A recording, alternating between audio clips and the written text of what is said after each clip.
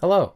If you've clicked this video, you've either never seen The Mandalorian and want to know the answer posed in the title, or you have seen it and are wondering why the heck this video exists. Or it could be for a plethora of other reasons, I don't know. Anyway, whether you're familiar with the story or not, Cobb Vanth gets a hold of Boba Fett's armor in the Mandalorian TV show, and we're here to learn how by looking at both the show and the books. In The Mandalorian, Cobb Vanth gives a quick rundown to Din Djarin on how he acquired Boba Fett's armor, accompanied by some flashbacks that kinda show a little more to the story. His town was essentially attacked by some people he called the Mining Collective, and he was able to escape the chaos. After wandering in the Tatooine desert for a bit, a sandcrawler full of Jawas discovered him.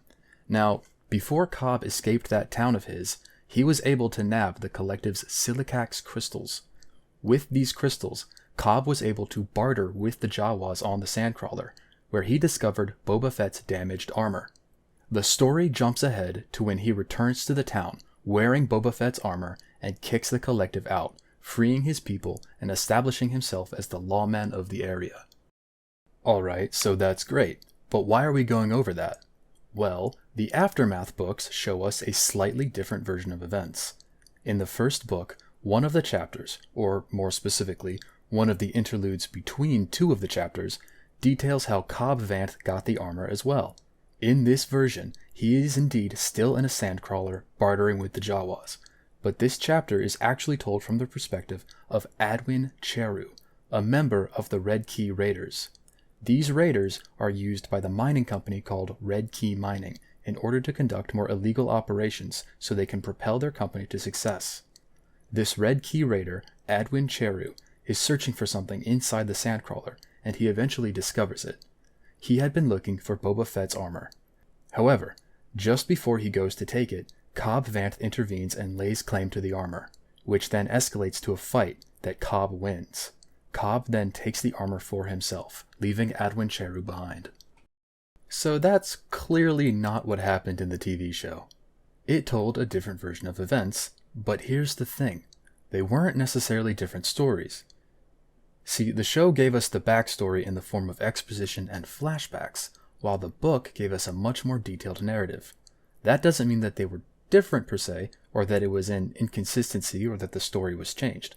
It just means that the TV show gave us the rundown, because they weren't going to take an extra 5 to 10 minutes explaining who the Red Key Raiders were and who Adwin Cheru was in the episode. Both of these versions of events can fit into the same timeline without changing anything. Let's first look at the TV show. Cobb Vanth and friends are attacked. He calls them the Mining Collective, but looking at their gear, they may actually be the Red Key Raiders from the book, the group of thugs and marauders that work for the Red Key Mining Company. Cobb escapes and encounters the Sandcrawler. Recovering from recent events, he chills with the locals and eventually settles on trading for Boba Fett's armor. In the show, this is where he points at the armor, and then it cuts to him returning to Mos Pelgo. However, perhaps after Cobb points at the armor, the Jawas consider this transaction for a bit. While Cobb's waiting, Adwin Cheru joins the chat. He shows up looking for the armor, and the events of the book play out. Cobb wins, and Adwin disconnects, so Cobb returns to Mos Pelgo and runs out the Red Key Raiders. Basically, the book and the TV show can fit together on the timeline. They just told different sides of the same story. Another difference between the show and the book involves the town's relationship with the Tusken Raiders. By the end of the Aftermath books, Cobb Vanth has secured a truce between the town and the Tusken Raiders by giving them access to the town's water, and in return, they'd leave them alone. This happens just before the Battle of Jakku, while The Mandalorian takes place 5 years later. While it was never explained, Cobb Vanth despised the Tuskens in the show, and it seems like that hatred came from somewhere. While this is just a theory, it may be that something happened between the town and the Tusken Raiders during those 5 years that soiled their relationship. So that's basically it. There weren't any direct continuity errors with the TV show's representation of Cobb Vanth and his backstory.